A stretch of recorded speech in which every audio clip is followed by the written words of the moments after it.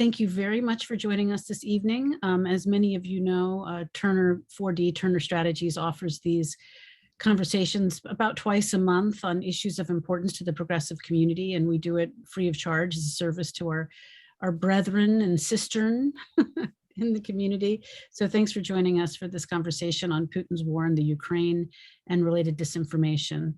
Our first speaker is former assistant, I'm going to get this wrong, you're going to have to help me, Joel.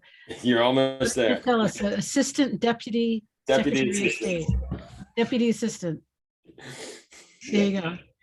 Under Obama. He'll give us a bit of an overview of what's happening in the region and some of the key issues that we may want to focus on. We will then hear from Julie Millican of Media Matters for America, Kristina Wilfore, who is a disinformation and democracy expert, both here and abroad. Sadly, we need a disinformation and democracy expert here too. So we're going to start. Each of the speakers is going to speak for a few minutes about the key important issues.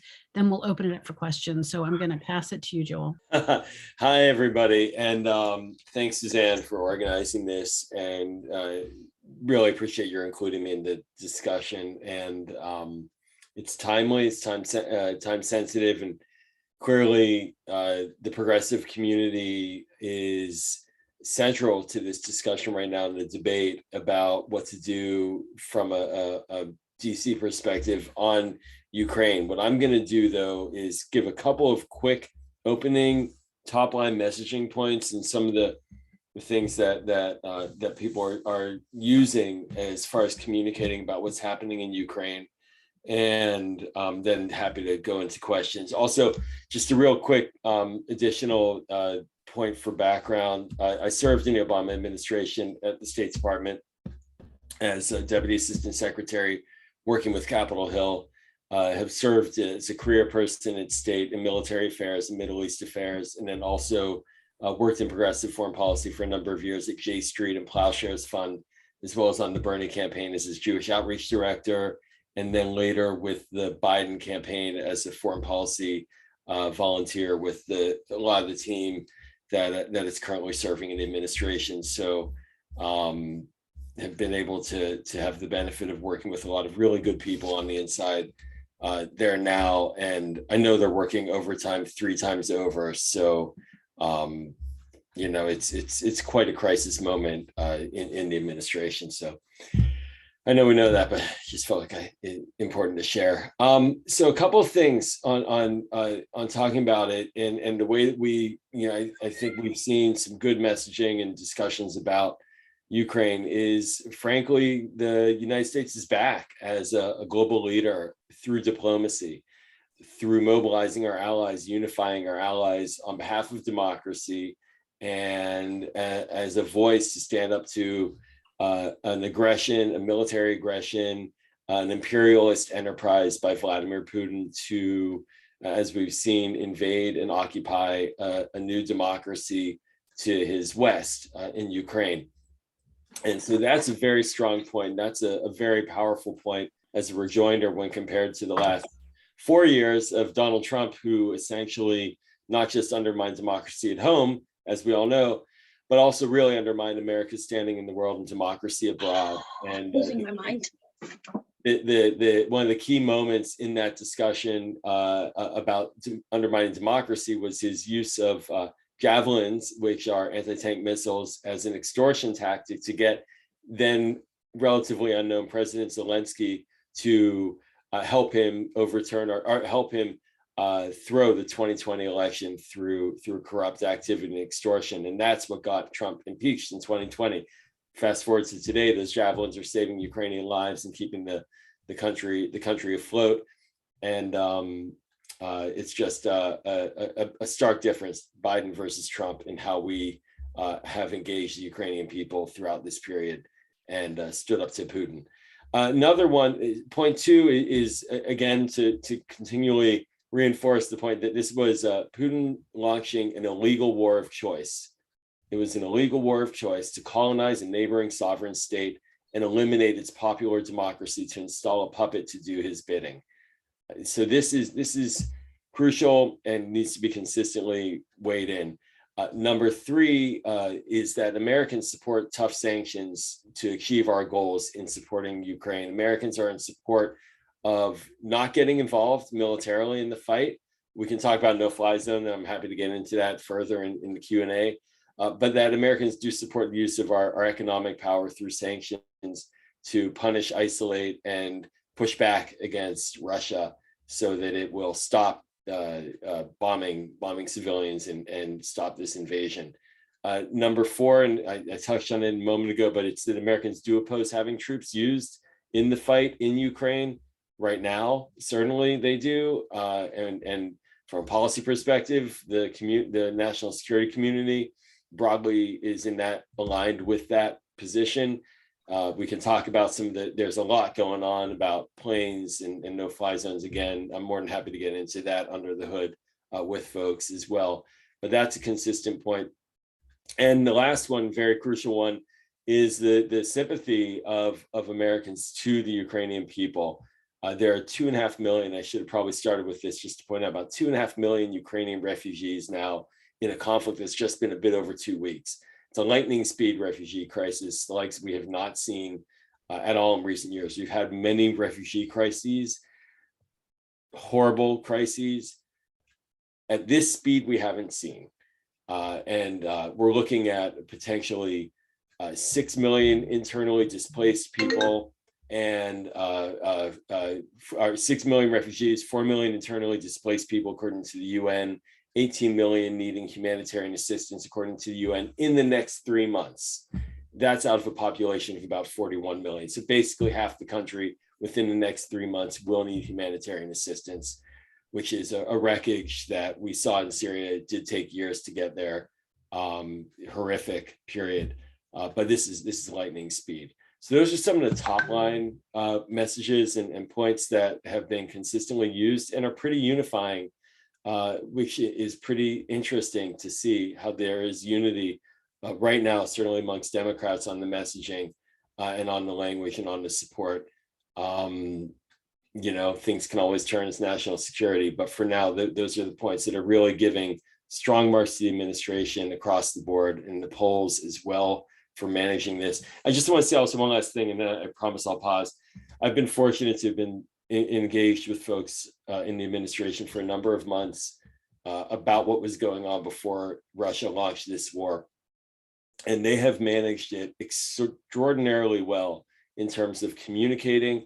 And we saw much of the efforts for months prior to the invasion of publicly calling out Russian disinformation and false flag initiatives to create false pretexts to launch the invasion. So much so that it was stunning to intelligence community veterans and professionals that information was released.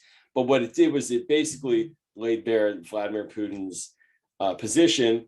He could not come up with a false argument, so he just invaded. But there were months of preparation for this and a lot of engagement diplomatically, time and again and time and again. And so the administration really did bend over backwards to try to avoid this operation, this invasion. But it is very complicated now for many factors that I'm happy to get into. I'll pause there. Sorry. Great. So we should let's pass it now to Julie Millican of Media Matters for America. Thanks, Suzanne. Hi, everybody. I'm Julie Millican. I am the Vice President at Media Matters for America. And if you are unfamiliar with our work, we are a progressive media watchdog organization. We've been around since 2004, but we cover the gamut of both right-wing media, mainstream media, and then also have a heavy emphasis on online disinformation. And how all of these kind of narratives and bad actors intersect with each other to influence like media narratives and people's beliefs about what's happening in the world. So with regard to Ukraine, obviously, this has been something that we've been covering from all fronts. And I'm just going to speak really briefly about some of the bigger themes that we're seeing across the spectrum when we're talking about what main narratives are driving the news cycle right now. From the right-wing media perspective, we're obviously experts in the right-wing media, spend most of our time in that cesspool.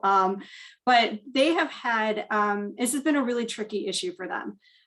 In the lead up to Putin's actions in Ukraine, they were really skeptical of the Biden administration's warnings about what Putin was intending, and tended to advance more pro-Putin, pro-Russia talking points. This is an extension of like a decades-long love affair that they have with Putin and other right-wing strongmen internationally. And that was really solidified during the Trump administration, when Trump also like fully embraced Putin and Russia, often over our own interests in the US. So what we've seen is that from that point in time, when they initially were trying to cast doubt on whether or not Putin was really going to act, to Putin acting and doing exactly what the Biden administration and the intelligence community had been warning about, they almost went into like whiplash in trying to pretend that they have been the like real crusaders and supporters of the Ukraine, and that they're very critical and take a hard stance against Putin. They've tried to do this in a number of ways while still grasping kind of at straws to find ways to blame the Biden administration and progressives and pretty much anybody but Putin for Putin's actions in Russia.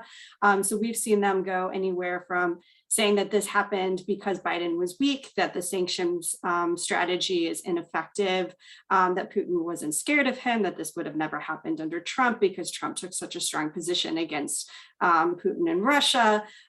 We've seen them try to blame the Green New Deal, AOC, Keystone XL pipeline, saying that this all forced, Putin's hand to act. We've seen them tie the southern border to the Putin's actions, and essentially, as I said, really anybody else, particularly if that person is a Biden administration, or if that person is a progressive, or if it's a progressive policy, is to blame. Equality is another one. Racial equity and justice, like a focus on LGBTQ rights in this country, is something that they also said was Putin's motivation to act. So they've been kind of all over the place. And then in the far right communities, what we have started to see is that there has been like more of a pivot back towards like advancing pro-Russian talking points, advancing pro-Russia conspiracy theories. In particular, one of the ones that had got early embraced within QAnon communities, I'm sure you're all familiar with QAnon, is this idea that there is a bioweapons facility in Ukraine that Putin was secretly, that was his true motivation to go in, was to stop some secret US Ukrainian bioweapons production that was happening there. And that was the reason why he had to do it. We've seen this really, really pick up and is being embraced now by more mainstream right-wing news, like Fox News, for instance. Tucker Carlson spent a part of his monologue last night focusing on this. And we're really starting to see more efforts to kind of shift back to their default positioning that like Putin's really the good guy in this situation, the Ukrainians maybe not so much. On the mainstream perspective, it's about what you would expect. There's a lot of on the ground coverage. The coverage is largely really critical of what's happening, what Russians' actions are. But some of the things that are of note, that kind of speak to points that Joel was mentioning earlier, we have noticed that the mainstream media, in particular, like a lot of people on CNN, are really aggressively questioning the lack of a no-fly zone and why the US will not engage in protecting the airspace around the Ukraine. We're starting to see more and more of that kind of pro-war positioning creeping into the mainstream coverage without like the contextualization of what that escalation would actually mean. And it's something that we have seen more of over the last week. I anticipate that will continue. The other big thing that we've seen is an emphasis on the increasing cost of oil and gas and inflation, and tying that back to the war in Russia. There is an adoption of some right-wing talking points there, at least like entertaining, isn't Putin's action, or excuse me, Biden's actions in banning oil and gas imports from Russia going to make the situation worse? And then finally, on the online side of things, just quickly, we've seen a difference in what we normally see. Normally what we see is that right-leaning pages tend to dominate conversations online, especially when we're talking about Facebook. In the case of breaking news events, it usually switches to like non-aligned pages, which is going to be your mainstream news outlets, places that aren't politically oriented. That usually doesn't stick though. So what we did see is that at the beginning, we did see an increase of like non-aligned pages getting the most engagement online. We expected that would not continue and that the right would eventually like coalesce around a narrative and be able to start driving that more frequently. They have not been able to do that yet. The non-aligned pages are still actually leading in the engagement, which is unusual at this point. But one other trend that we have noticed is that there's been a lot of speculation and claims being made online from people on the left, in particular, talking about actions that the Russian government and social media platforms have both taken to restrict access to these platforms in Russia, like having some sort of positive impact on the narratives online. Unfortunately, our data shows that that's just simply not true. We haven't seen any actual statistically significant changes in both like online behavior, bot behavior, advancement of common misinformation, all of the typical things that we look at to, measure how misinformation is spreading online. There just really hasn't been any sort of shifts before and after. So with that, I'm happy to speak more in detail about any of those things, but I know Kristina is going to go into a lot on the platform side. So I'm happy to wrap it there and I look forward to the conversation. Kristina Wilfore, it's all you. Yeah, thank you. And Media Matters material is just a treasure trove of daily data and insights. So if you aren't going there to download these briefs, I would say do so right away. So I'm going to talk to you about the viewpoint I come from, which is having lived and worked in Ukraine for nearly 4 years in the lead up to the Revolution of Dignity. I was running the office of the National Democratic Institute, and I've been in and out of the country for the last decade. It's particularly heartbreaking to see this unfold, especially in being part of the fight for democracy. The choices that Ukrainians made to be close to the West were very clear, and the incredible organizing effort that this required of civil society, of nascent political parties, of trying to address anti-corruption. Actually, we have a lot to learn from Ukrainians in how we approach politics here in the US. In recent years, I've been very much dug down on the information pollution environment that is making democracy building, no matter where you are in the world, very, very difficult. I have had the opportunity to work in 25 different countries with similar set of activists and globally minded individuals who are committed to strengthening democracy in their country. And the tools that we typically use to do that are being compromised because of the outsized role of disinformation. And this is particularly so in the context of Russian propaganda and disinformation. The EU Countering Disinformation Task Force documented this. I will share it in the chat. Over the last few years, there's been 13,500 documented cases of Russian disinformation campaigns. 5,200 of those were aimed in Ukraine. Ukraine has been the petri dish of this kind of disinformation. But what I want to focus on is not how evil Putin is, but how bad and complicit the big tech platforms are and digital platforms themselves. Essentially, what we have going on in this world is now conflict profiteering. It's not too strong to use that language. When you have, in essence, audiences that were built by US companies providing the tools to not only Putin, but other authoritarians around the world who are also about to vie for election. So when we have an interesting, I think, an incredible phenomenon of the US intelligence and UK intelligence going as far as to essentially release information to pre-bunk the pretext for invasion. And that's remarkable kind of work. But in what we've sort of forgotten to really focus on is what were the distribution channels of those false flags, of that disinformation. And that goes right to US companies, Google, Facebook. We can focus on the role of Telegram, but I'm less concerned about those in light of these are US companies undermining US security and global interests abroad. End of story. I was working prior to the escalation of and concern around the potential for an invasion directly with Ukrainian civil society. I was helping set up a working group between the government and various countering disinformation efforts to focus on Crimea-related disinformation.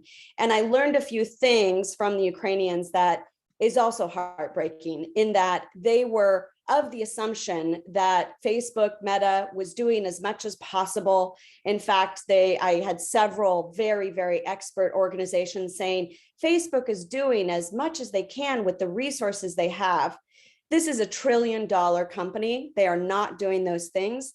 And there's a gap among people who expect US companies and US interests to have oversight or some ability to regulate what is in essence the content and growth of these dangerous networks on their platforms. And the sad reality is they don't. And the EU is taking leadership. The US is falling behind when it comes to regulating the tech platforms, although there's always an opportunity to catch up. So maybe they will take the lead of the EU. You have, in essence, the deplatforming of RT, Russia Today, the main broadcast propaganda channel directly from the Kremlin. That is no longer allowed on different platforms in the EU, but now we see RT setting up offices just last week in Kenya. In Uganda, they went from never having broadcast RT to 6 hours. So Russia disinformation will find its way and flow to other channels across the world. And they're able to do that because of the global tools that is in essence the platforms give. I just want to say one sort of last thing and we can go into discussion. There's been a lot of debate in the US and a lot of hand wringing that has really prevented regulation and meaningful ways in which we can curtail harms that are caused by the platforms under the guise that this is a fight around free speech. But I just really, really want to challenge our thinking about that. And I want to incentivize you to adopt some of this thinking and talking points. I mean, if we look at the right to freedom of speech, it is not as important as the right to life, I would say, and not in the anti-choice way, but the right to safety and the right to dignity. So when it comes to this sort of sanctimonious position that anything we do to focus on the platforms is going to curtail that free speech and free expression, we are not seeing the forest for the trees here. This is a matter of tools that have been built that we have very little control of, that are algorithmically promoted to accentuate extremism for profit. And we're seeing the consequences of this play out. So the gaslighting from the tech companies will continue. You may have seen headlines that sound as if they are doing all that they can to shut down disinformation, but that's not the reality. In fact, organizations like Julie's and many, many others spend millions of dollars actually having to prove that they aren't doing what they promised to do. So I think this is a unique opportunity to showcase the extent of scale of harms of what can happen when we have unchecked power within big tech itself. And there's many things that we can do to tackle this. It's not one piece of legislation. There's many types of reforms that are needed. We focus maybe too much on certain of those reforms. We need to get the narrative and the story right. And I believe that we can create the political will to rein in these platforms. Wonderful. Thank you very much, Kristina. So we now open up for questions, and you can ask the questions directly of the panelists. Just state their names and ask your question. Who would like to go first?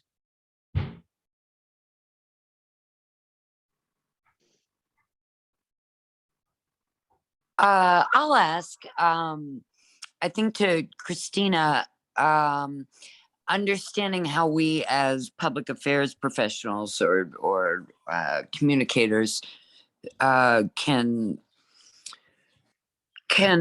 go back against the tech company misinformation. What about sharing it with general friends and contacts about what a regular person can do? Yeah, it's a tough one, right? I mean, I think we all are part of a global community that is in the same fight in some ways that Ukrainians are. I mean, we saw this play out to potentially even more dire consequences than it was on January 6th here.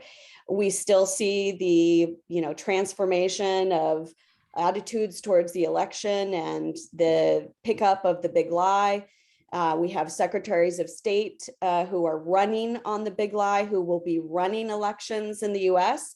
So these are similar fights that are in fact made possible by this information pollution and by the choices of the platforms. So it does require average people to get a little bit more savvy about how this ecosystem works. I would put it like this. If we look at the period of the Cold War, the US would not have allowed Pravda to print Russian propaganda in English and distribute it in the US. This is the same thing that's happening, though, in essence, because of this ecosystem in which disinformation is thriving. One other statistic I'll add to that, this is just on Twitter, but some analysts just came out with a report that showed of the main disinformation narratives that are meant to undermine Ukraine happening in English on Twitter, those increased by 52% in December, which was already a 32% increase from November. So they will find ways to undermine Ukraine, to justify, to twist facts, and that is coming to an internet browser near you. So it is part of our reality in the way that far right actors will grab on.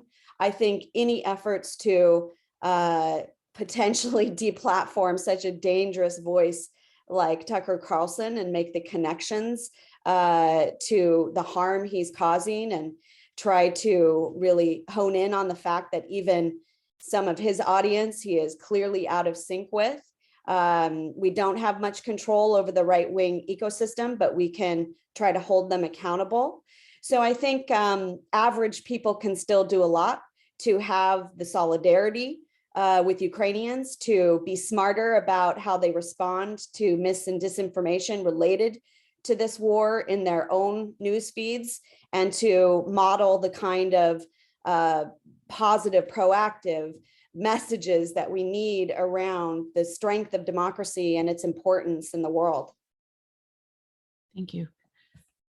I have a question, if I may. Glenn, go ahead.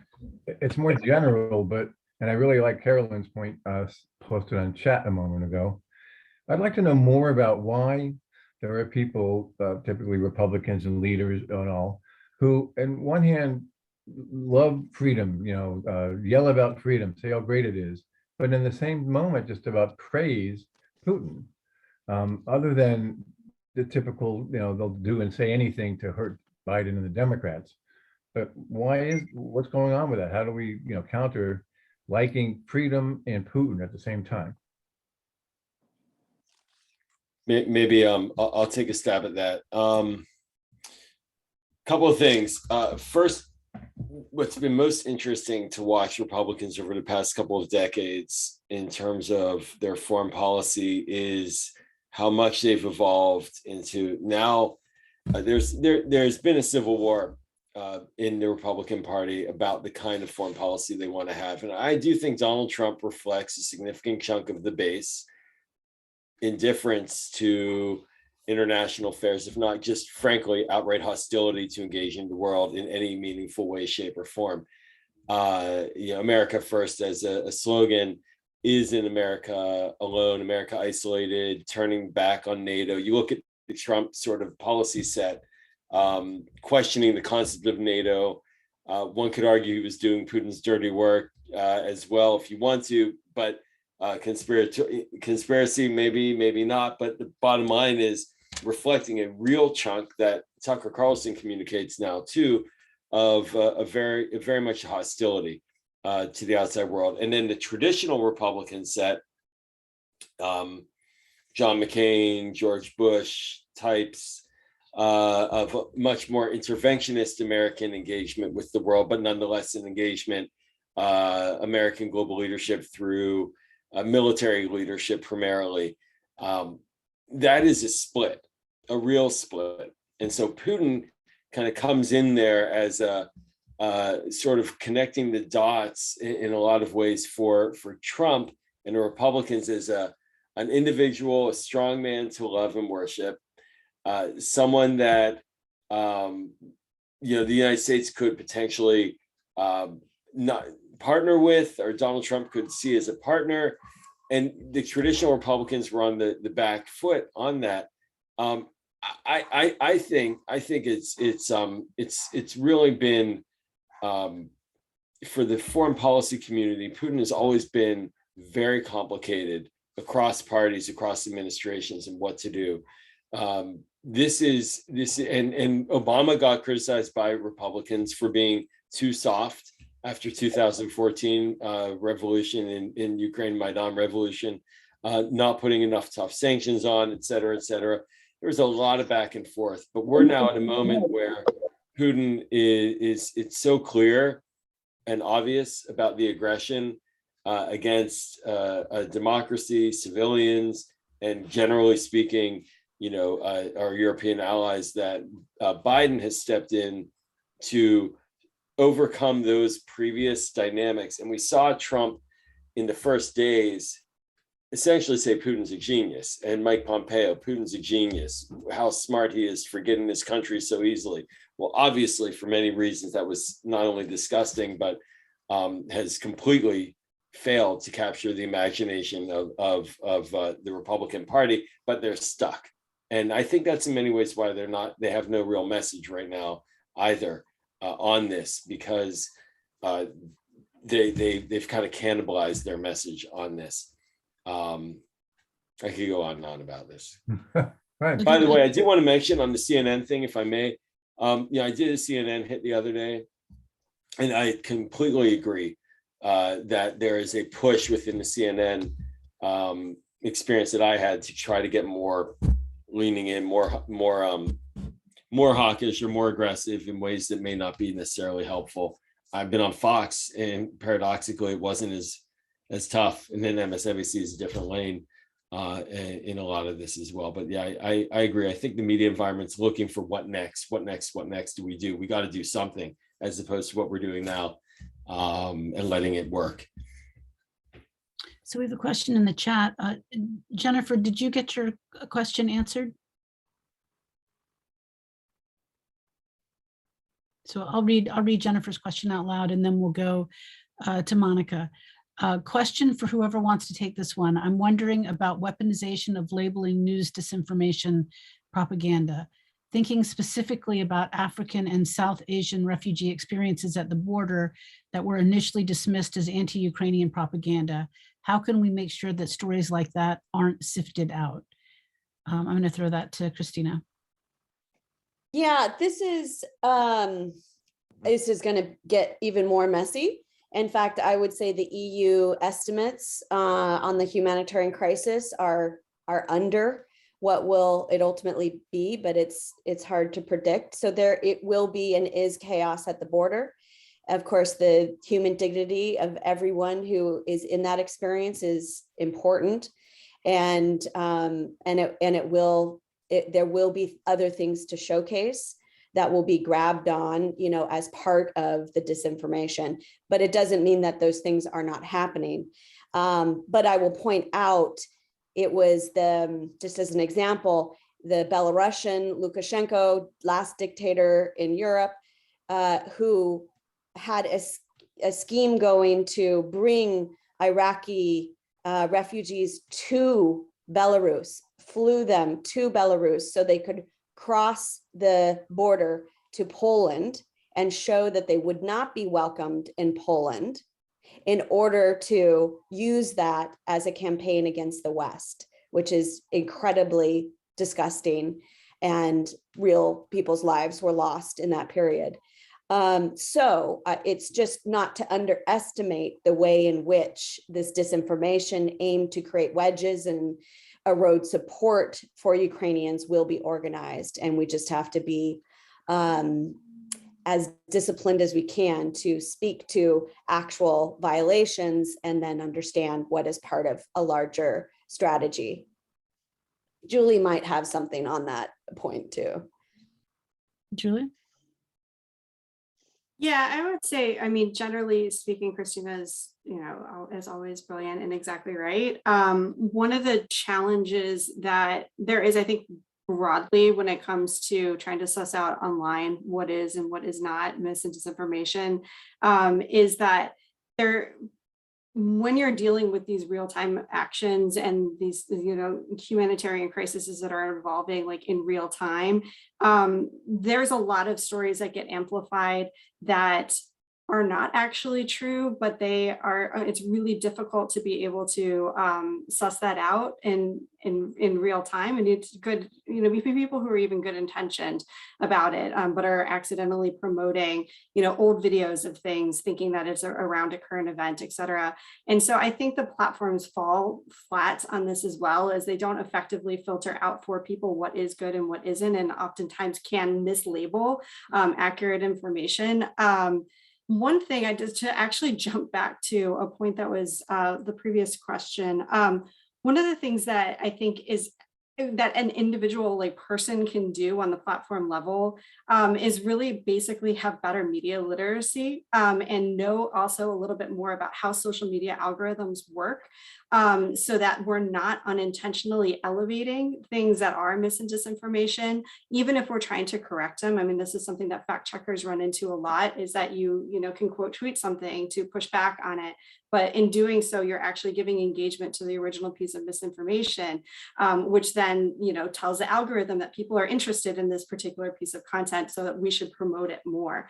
And so that's one of the things that I think that the left has always kind of struggled with, and has been a struggle with pushing back against misinformation about Ukraine generally, is that the stuff is happening in real time. People are trying, but they're also unintentionally, advancing things that are not true, even if they're doing so in their, in best interest. So I think, having a better understanding of how these platforms work, and having good counter messaging and being proactive in messaging and elevating good stories, rather than directly quoting bad stories, is one way that just a general person could just try to strike back a bit about how the platforms work.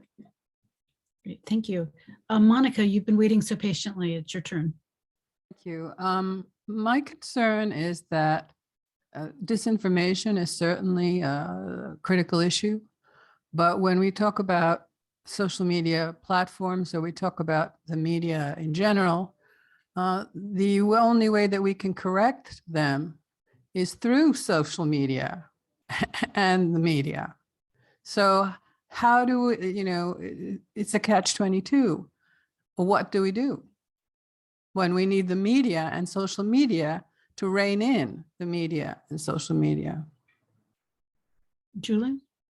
Yeah, I was going to say the point that Alan made in the chat is a good one. One way that we can do this is to, instead of actually quote tweeting somebody, for instance, on Twitter, this is one way. We do a lot of monitoring around what's happening on Facebook, what's happening on other platforms, but really where the journalists live is on Twitter. And so if you're really trying to impact media coverage at large, that's gonna be where your audience is going to be, to try to get to the people who are actually doing the reporting themselves. And some ways to do that is to take a screenshot of what the bad piece of misinformation is, rather than quote tweeting the person, giving that person the engagement, take a screenshot, respond to that screenshot. So you can still sit there and say, I'm correcting this thing. And here's what the actual information is. Here's pushing out the good information, but what's getting the engagement is the good information, not the bad information. Another way is like, honestly, this is me coming from like a media accountability perspective. Like I, encourage people to call out bad reporting. Journalists are online and they're very sensitive to criticism, I will say. If you see something that like there's a framing that's not good, or there's a point that's being lost, or call it out. Say, hey, this is really advancing, this piece of misinformation here. Here is like the truth about it. This is the way that this should be reporting. And then the other thing is to elevate good messaging and good materials. Always 100%, when you see good reporting, a piece of good reporting out there, like spread it far and wide, engage. Because one of the things that the left does not do is engage. We sit online and people, for all sorts of reasons, I totally understand, putting yourself out there could open you up to a lot of abuse online, that happens. But what we constantly see is the right is able to drive narratives because they're the ones engaging. The left does not engage, they do not drive narratives. And so we're constantly losing that battle online. There's obviously a lot of other things that play into it, but like that's one big thing is there's just a lack of engagement on the left, and there's a lack of unified messaging on the left. And that's really important to have when you're trying to counter a lot of these bad actors.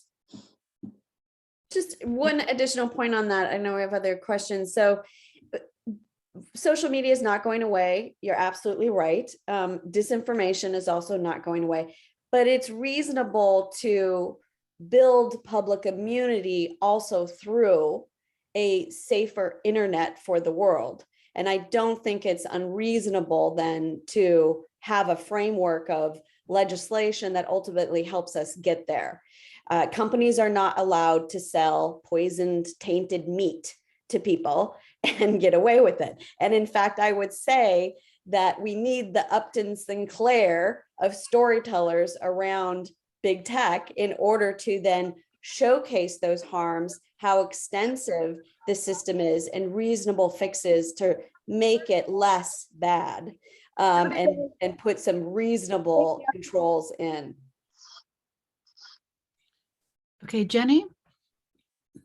Thank you for that answer on social media. I often dance between wanting to fight back and not wanting to feed the algorithm. So that was really helpful information that you guys shared. Thank you. The question I had is, a lot of us make money by helping our clients communicate on social media as well. And that kind of also feeds what's going on and rewards their system.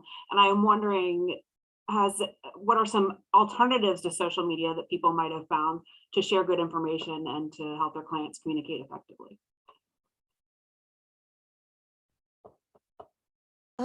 Julie, I think can also chime in here. So, people getting off Facebook is not the solution. We've already given all of our data away, like utilize it, right? This is the 21st century communication systems. So it's not as if we were saying don't utilize social media. In fact, that's part of what we want people to do, is utilize it in a better way. And I think Julie's suggestions were really excellent on that point, and how we have to be the counterpoint, how we have to help people be smarter in their media literacy, and how we have to tell our own stories and utilize those. So I would say keep doing that, but also find part of your clients' work to then bring in tech accountability in some way to their message, because that's also part of socializing people to the reality of how the system works and why some of the things they may see aren't actually representative of real public opinion. That's exactly right, Kristina. And another thing that I was going to say is there's a lot of tactics that the right engages with on social media that frankly the left could do too. Just because the right does it doesn't necessarily mean it's like bad or ineffective. And one of the things that they do is they're really, really proficient at using social media to organize. They especially do this in like groups. They'll do it in like Facebook groups, private and public. They do it in like Twitter groups. They also, organize off in more fringe spaces like Telegram, WhatsApp, Signal, potentially, that type of thing. But what they do is they can test messages and strategies within those groups, and then they coordinate to amplify those things online, which then impacts the algorithm. And again, gets their messaging seen by more people. And that's just something that is, again, it doesn't really happen with the same strategy, like the same level of strategy and the same level of energy on the left. We just don't see that type of activity as much. So there are things that like we could be doing differently with social media, but we shouldn't see the ground of social media to the right. And we shouldn't buy into any of these attempts, like when we are talking about platform accountability, for instance, and like trying to improve the online discourse and trying to deal with the problem of mis and disinformation and trying to fix like the structural parts of the platforms that enable this stuff. Don't let people buy into this idea that this is an attack on freedom of speech, that this is just an attempt to silence the right. That has been a really effective talking point. It's been a really effective strategy. The platforms really placate the right because they don't want to get all of their people surrounding them screaming that this is all about censorship. But the reality is social media is here to stay. It's an effective tool. We can use it more effectively, but we also need to be banding together around some shared goals to improve the experience online for everybody. David? Well, thank you. I actually have a question for Carolyn Barcliff. I'm hoping she's still on the call. And this goes to the very astute comment that Carolyn left in the chat. If you want to scroll up to it, she left it at 5:01 p.m. And Carolyn, I'm wondering if you can expand on your comment with an eye toward the upcoming 2022 and 2024 elections, and specifically maybe discuss not what we might do on an individual basis to fight disinformation, not on what we might do on a piecemeal basis, but a more powerful, massive, integrated basis that will really, really move the needle nationwide to combat disinformation. So that's quite a tall order. I hope you can hear me okay. Yes. People have been paying attention to this, attending open mic, attending Freedom Democracy Rising briefings with Anat Shenker-Osorio and Jiggy Geronimo and others. There are a large number of activists who've been extremely busy in the last 5 years and have learned a lot of lessons that are trying to bring all those lessons together to better adapt individuals and other groups to participate in the information environment in the ways that can get us what we want rather than get them what they want.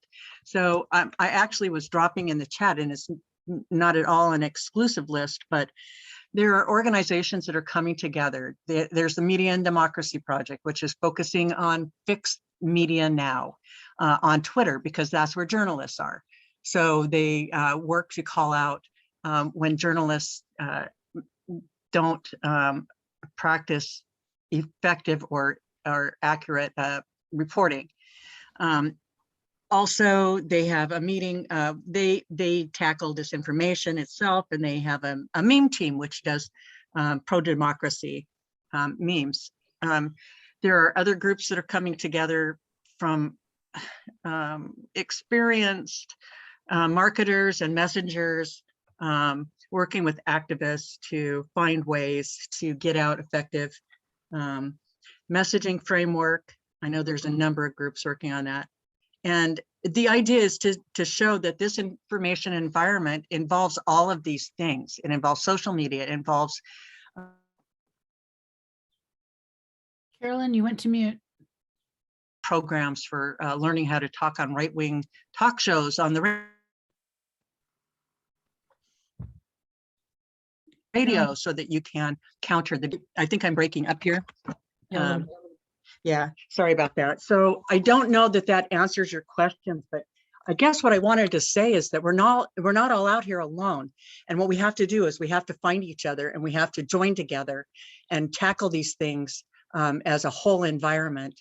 And so there are a number of trainings that are coming up, and I'll drop them in the chat, just some of them which are beginning efforts to get at the problems that you're discussing here today. I'd like to also pass this to Kristina. Kristina ran a project for SVF in 2020 focused on the US general election. So this is right up your alley, Kristina. Mm-hmm. Yeah, I would say all of those things are needed and more. Let the investigative work and the monitoring be handled by organizations like Media Matters, right? So we don't need to put our communicators' energy into monitoring and looking for, the Russian bot and disinformation. Like, there's plenty of people who do that. There's good data out there. And just having the data isn't enough. So all of the things that you mentioned as part of, the innovation that's going on in this space, can be amplified by each other. So a lot of these things are happening. We've gotten, I think, a bit more clever about how to do this. It took a little bit to get our footing around this space. More disinformation is coming, more is needed. But I would say find the communities and the spaces where you like certain aspects of what you're seeing, be organized to counter disinfo and lean into that, because it's all needed, plus 20 more things. Great. So Mitch has been waiting patiently. You're muted, Mitchell. I'm not now. I wanted to pick up on something that Julie was talking about. I mean, FYI, I've lived and worked in Ukraine for the OSCE on elections observing missions. And in fact, just over a year ago, I was living and working in Mariupol, and my apartment was quite close to that hospital where that tragedy occurred yesterday. I walk by it all the time. I think it's important to point out that there is a real convergence between a lot of the disinformation that the Russians put out and how it's received on the far right and how it's received on the far left. There's a lot of commonality. And I was particularly pleased, Julie, that you mentioned the bioweapons lab. It's a perfect example. And just last night, I was on a Telegram channel, Russian emigres who actually oppose Putin, and that subject came up. People you wouldn't even think were bringing it up. And it's not a new one. It goes back to 2008 when Putin invaded Georgia, and George Bush was president at the time. And there were people on the left who were very skeptical that we should even care about this because the Bush White House was in high dudgeon over it. And that's when step in because some of our speakers have a hard stop at 5:30. Okay. Yeah. So if you've got a question. So I think it's important that that as progressives that we call this out and we see it on the left as well as the right. But if Julie, if you could talk about that, how the how this converges, the echo chamber, if you will. Yeah, well, in full disclosure, we spend more time focusing on the far right than the far left, but I think that the observation that you made is sound, and it's definitely something that we've seen play out in other spaces as well. Honestly, like going even back to 2016, we definitely noticed that there was a lot of convergence between like far right talking points and also like very far left talking points, in that it's almost like like the spectrum is like a circle and then like come around again where their ends almost meet. It can be disorienting and disturbing. The far right though has a much bigger voice and a much more influence than the far left does in this situation, just in general, but also with this situation. They're directly connected to people who are in like powerful positions in our government. And they're directly connected, and they like feed talking points into some of the biggest mouthpieces on the right, like Tucker Carlson and Fox News. So Tucker Carlson, we know his producer trolls around and he's like far right spaces to get ideas for stories, and we'll often see them repeating the same talking points that we've seen on message board communities and elsewhere. And again, and that's really gone in far with like the QAnon community. So I think it's a challenge, but it's still a much bigger problem on the right than it is so much on the left, that you see like, kind of these pro-Russian, advancing Russian conspiracy theories, stuff that, to your point, like this conspiracy theory had been out there before. This isn't really a new one. They're acting like it suddenly is, or something that they just recently discovered, but it's just being revived because of the situation on the ground right now. And unfortunately, the pipeline from the far right to like the more mainstream right is just so direct that like once this thing, like it doesn't take much for this to make the leap into like these channels that you wouldn't necessarily expect people to be talking about it, because they just hear it everywhere. So we're 1 minute out from 5:30, and I know of one or two of the speakers has to leave right at 5:30. So I wanted to take this moment for one last question. If anyone has one last question. Well, anybody? Nope. Well, this was a great group. Thank you very much. I know as communicators, we would be super interested in the disinformation portion of this terrible tragedy. And I thank Julie and Kristina and Joel for joining us this afternoon. Everyone who's here will receive a write-up of the conversation, including a link to the video of the event. And the resources that have been shared in the chat will be shared in that write-up. And there may be other resources that the presenters give me to include in that. So thank you all very much, and hope to see you again in 2 weeks.